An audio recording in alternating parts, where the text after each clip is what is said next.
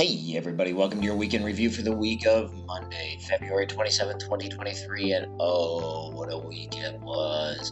On Monday, MBS came out the gate good. It was up 13 basis points early on the day. Durable goods orders fell 4.5% in January, according to the Census Bureau. Excluding transportation, durable goods rose by 0.7%. Core capital goods, a proxy of corporate capital expenditures, rose by 0.8%. Inflation took the conch shell last week and set the tone for fixed income markets as the Federal Reserve's favorite index of inflation, the PCE, came in looking ugly on both an annual and monthly basis. This followed the CPI release, which was also not anything for the central bank to brag about. And bottom line is that this hopes for monetary policy pivot anytime soon are fading quickly.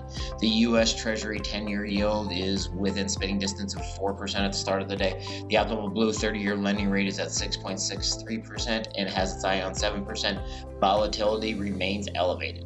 We got pending home sales today, which rose 8.1% month over month. So people keep buying stuff, but they're still down 24% compared to a year ago. That said, NAR doesn't really see much of a pickup in home sales until 2024. It's tough to trust any gains we see these days. Last week, bonds started to level off, as did rates, after seeing both get worse for most of February.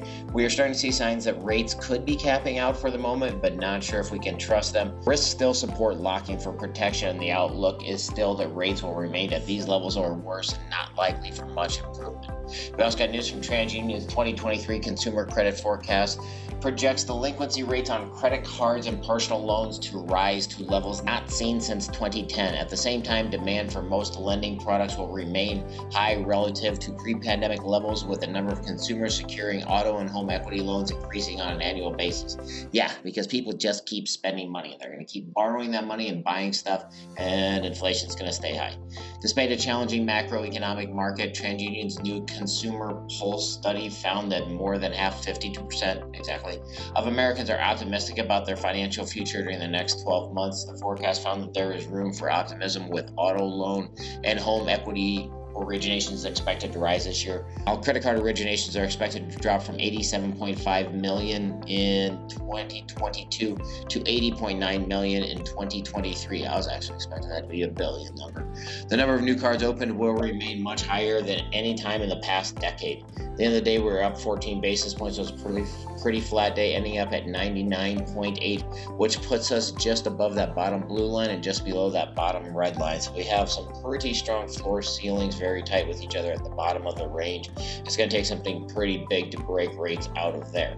In other industry news, Loan Depot, which sued Cross Country Mortgage in New York federal court a while back, some news came out of that case. The Cleveland-based lender has denied allegations of wrongdoing, and it made the allegation in court that Loan Depot will routinely and falsely designated bona fide self-generated loans as company-generated loans in order to lower the commission of the originating individual defendant.